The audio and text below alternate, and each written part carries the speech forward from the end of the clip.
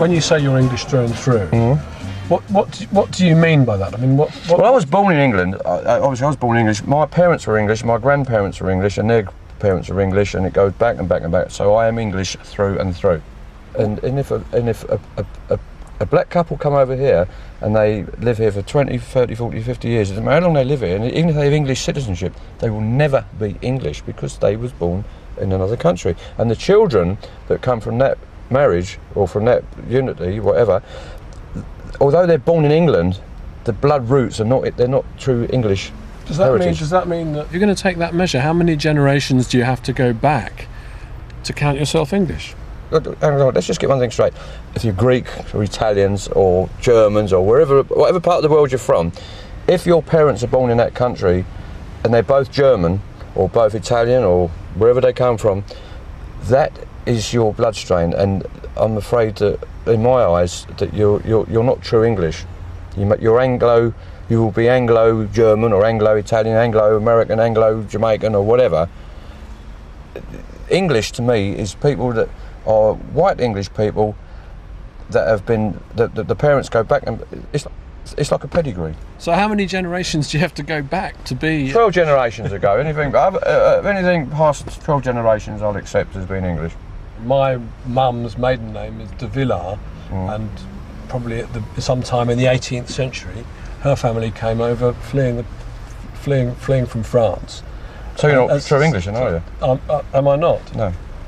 No, not 100% English. So what about Ian Wright? I mean, he's played for England. He's worn the England shirt. He's obviously patriotically English. Do you think he doesn't have the right to call himself English? I don't think he's English. He's born. I don't even know. He obviously must have been born here. I don't know whether he was born here. I don't know whether he actually. I'm pretty sure he was. Okay, if he was born here, but an English person doesn't have black skin. If he was here now, what would you say to him? Would you? I'd argue with him, tell him he's not English. You would? I'd argue with him and say you're not English. What do you think he'd say back? He'd probably call me racist.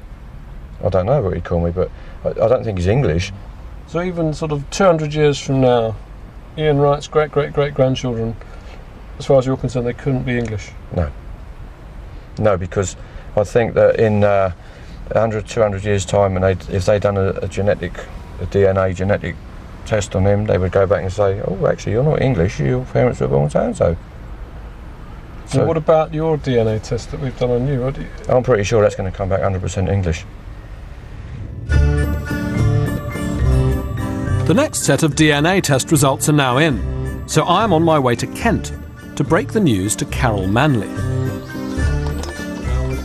Carol is hoping her origins will be as English as her house.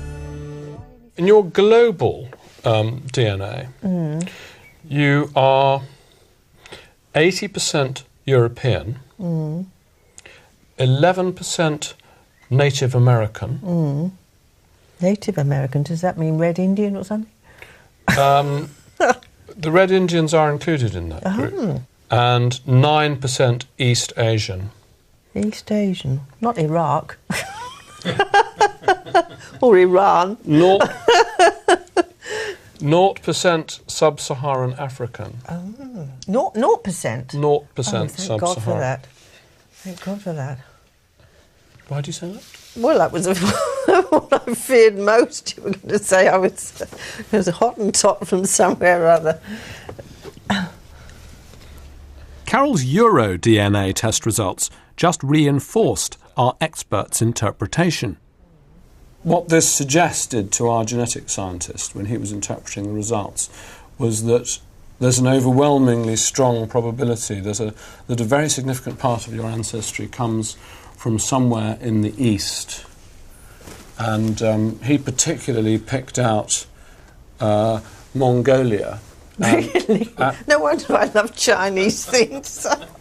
and northern China. Oh, there you are, you see.